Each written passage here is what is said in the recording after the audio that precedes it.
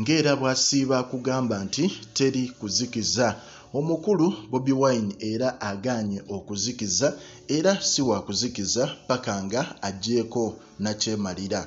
Kyaddaaki olunaku olwaleero azzeemu n'afuna manifesto Museveni gye yakozesa mu 1985 ng'agezaako okufuna oba okuwamba obuyinza. Manifesto eno kitegeeza biki byagenda oteeka mu nkola na biki ebigenda mu maaso mu ggwanga erya Uganda mu myaka egyo.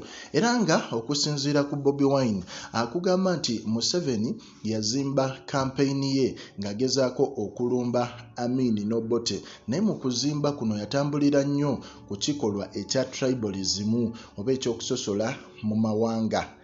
Olw'ensonga nti yavaayo n'abanga bano bonna yatandika obaakyuzinga nti basosoze mu mawanga. Yatambulira nnyo ku ng'ombe eyo era mpaka kati buli muntu agezaako okukyalenjinga General Museveni, Museveni avaayo n'akuteekako nti gwe oli musosoze mu mawanga oba ogezaako okwerabirira n'abantu bo oba n'eggwanga ly'ovaamu. Katugambe kati nga Bobi Wine bamusaako ekyokuba nti ye atambulira nnyo mu Baganda, kyova olaba nti era bamulonda nnyo ne beerabira nti ate n'eri ewa Museveni naye bamulonderayo. So mu mbeera eyo Bobi Wine akunnyonnyola nti okusinziira ku nkola ya Museveni azze ateekawo kye bayita divide and rule, naye nga mu mbeera eyo atambulira nnyo mu kye bayita tribalism.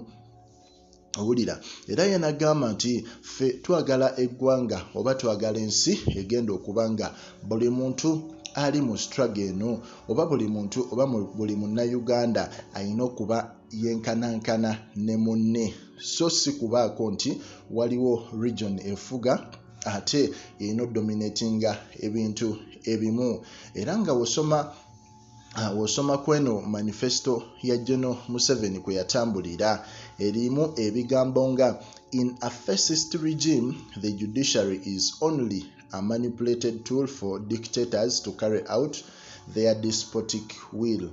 The judicial service only serves the purpose of giving the fascist regime a technical and semblance of legality in its operation.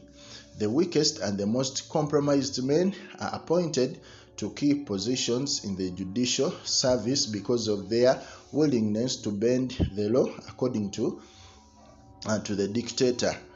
So wotunulira ne Museveni yali agezaako okutaminga abantu bano nga ba dictator naye yerabira nti ate ye agenda kubanga abasinga nako. Meanwhile, Obote continued packing the bench with his sycophants and relations.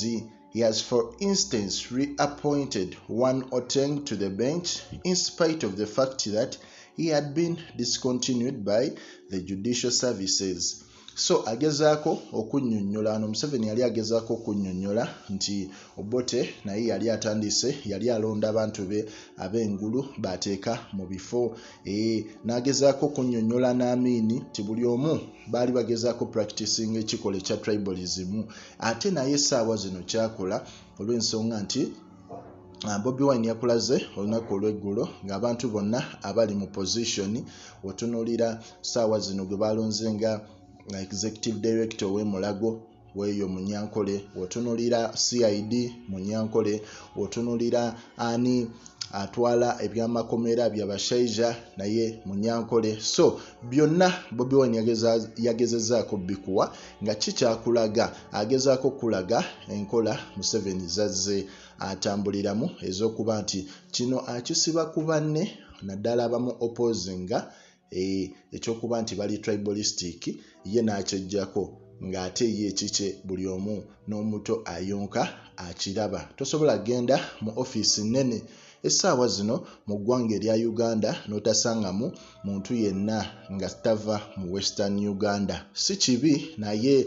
bakisussizaamuko ate ng'oluusi be bavaayo ne batandika okipininga naddala ku bantu nga ba Bobi Wine naddala ntu ali mu opposition nti bagezaako practicinga tribalism. Ekintu Bobi Wine kyagaanye era kyalabira ddala nga tagenda kubanga akikkiriza okujjako okuvaayo asobole okuba nga naye alabisa General Museveni mu buli nsonda yonna esoboka. So ye update essaawa zino eriwo naye nga ffe tugamba nti eggwanga erya Uganda teririna bbaamu tribalism.